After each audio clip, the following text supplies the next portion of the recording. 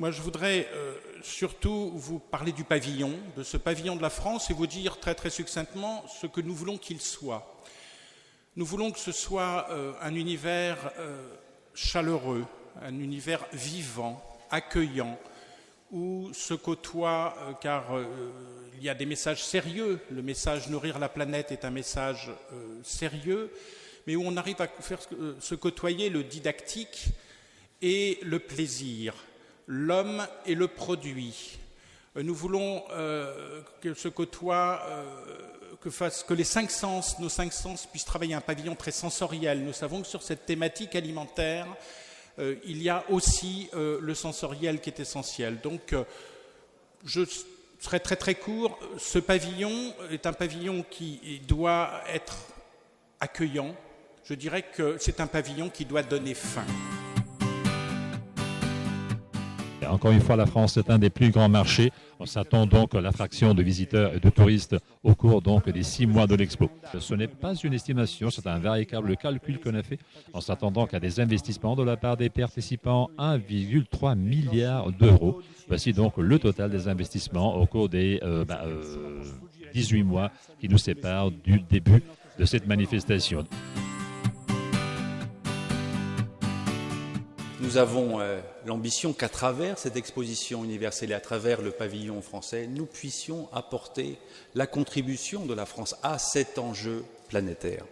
Alors, produire plus, produire mieux, c'est d'abord gaspiller moins. Nous savons que la lutte contre le gâchis alimentaire, contre les pertes à la production, autant que la lutte contre le gaspillage alimentaire dans nos sociétés dites développées sera aussi au cœur des thématiques que nous aurons à développer. Nous savons que nous devons impérativement et continuellement lutter contre la faim, lutter aussi contre la spéculation sur l'alimentation, la spéculation sur les matières premières, parce que je suis comme vous, du moins je l'imagine, convaincu que l'alimentation, ça n'est pas une marchandise comme les autres. Cette grande exposition universelle sera une grande exposition de la rencontre et de l'échange. Il ne manque pas beaucoup de temps, mais je crois qu'on est presque sur la ligne d'arrivée. Alors, je crois qu'il y a 3 éléments, 3 piliers qui sont importants dans ce projet. Premier point, alors il ne faut pas s'attendre d'énormes ou de grandes constructions architecturales, c'est justement ce qu'on voulait éviter. Mais beaucoup de substances, beaucoup d'éléments substantiels et beaucoup de réflexions sur tellement de thèmes. Alors des thèmes qui viennent d'être cités, la nutrition, donc la nourriture, gaspillage, gâchis. Alors hier, j'en ai parlé avec le ministre nigérien, je parlais également avec d'autres ministres. C'est également un problème, par exemple, la conservation, le stockage des aliments, de la nourriture, c'est fondamental pour nous, les citoyens, pour les habitants de la planète, pour la stabilité des marchés, pour beaucoup de conséquences économiques importantes. Donc, il est pratiquement impossible de séparer ces deux thèmes. Alors, 2015, c'est également l'objectif, en fait, du New Millennium Goal, donc de l'objectif du nouveau millénaire. C'est donc le bon moment pour relancer cette activité économique. La cause qui sera mise en avant à Milan 2015 est grande et généreuse. Nourrir la planète, énergie pour la vie, pour reprendre le titre de l'exposition. Je veux féliciter nos amis italiens pour avoir mis le thème de l'alimentation en avant, après Shanghai en 2010, consacré aux villes, et Yeosu en Corée en 2011, sur le thème des océans.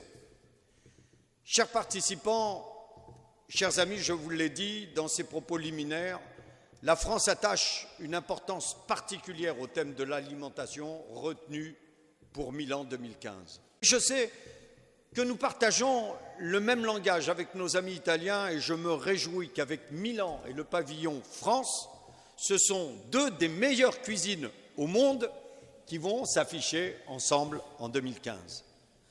Fort de ces atouts et préoccupations, nous structurerons la présence française à Milan autour de 4 thèmes: l'autosuffisance alimentaire mondiale, le développement agricole durable, l'accès de toutes les populations à l'alimentation et la dimension qualitative de l'alimentation.